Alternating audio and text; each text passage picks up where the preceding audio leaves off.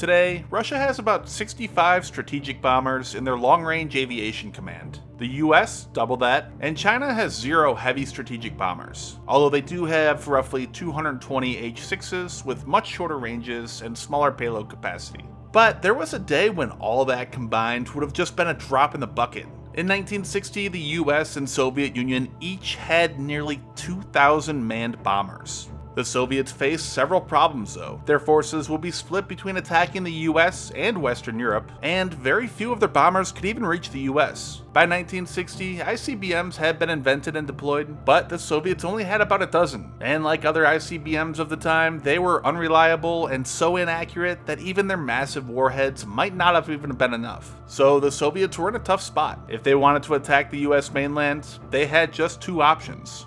First, our sponsor, Imagery. Your private life isn't private. Data brokers scoop up your name, address, even financial details, selling them to anyone with cash. And those people search sites take it further. I had never heard of these until a few years ago after a first date I was on told me about it. Now, she used it for a good reason, to make sure the person she was meeting with was real, but let's face it, most users do not have such good intentions. First, these sites make you a sitting duck for identity theft. Anyone can access your details. Second, they can endanger your loved ones by exposing household information. And Imagery fights back for you. It automatically contacts data brokers, demanding that they erase your information, and they deal with any of their pushback. And with a subscription, Imagery will keep your data off the market by repeatedly removing it if it reappears. Your info is vulnerable to scammers right now. Scammers don't wait. So sign up for Imagery now and reclaim your privacy before it's too late. Use my code CABAL or the link in the description and get 60% off an annual plan. Protect yourself and your family. Act now.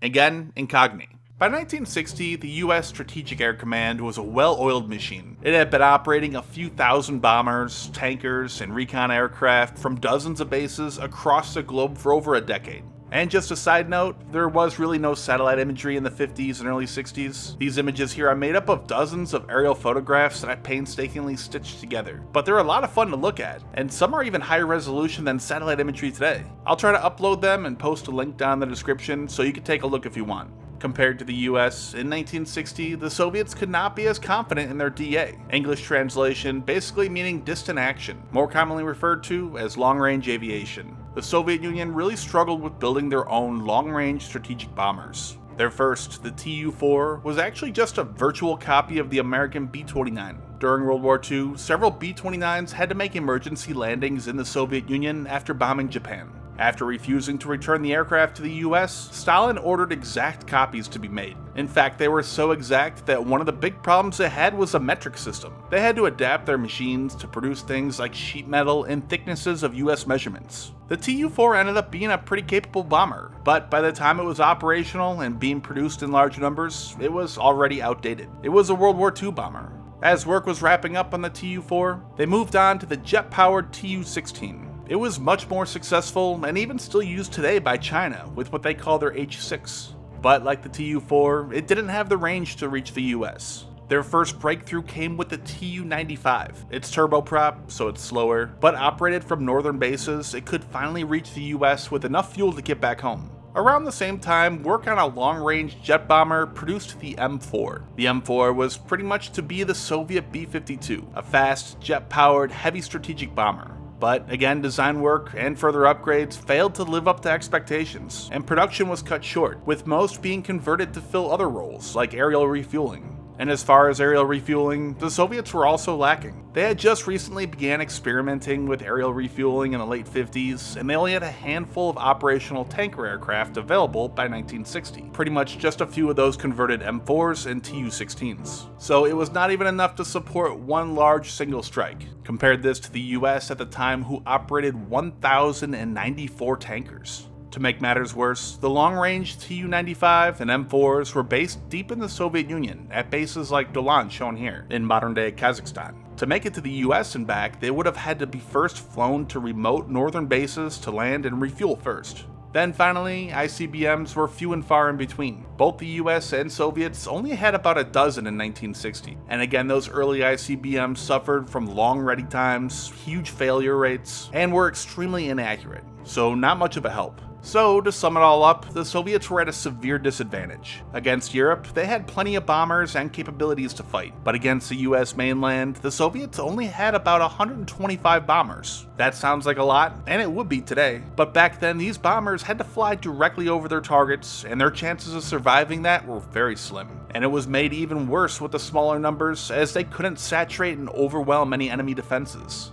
Accounting for readiness rates and mechanical or technical issues, likely at most the Soviets could commit just about 70 of them. One of the big concerns for the US at the time was the fact that they knew the Soviets could not strike the US operating from their current air bases deep in the Soviet Union. They would first have to fly to those remote northern bases, and this would take time. Too much time for any retaliation attack, as the US would have already destroyed those forward bases. So the US figured that could give the Soviets motive to strike first if they thought war was inevitable.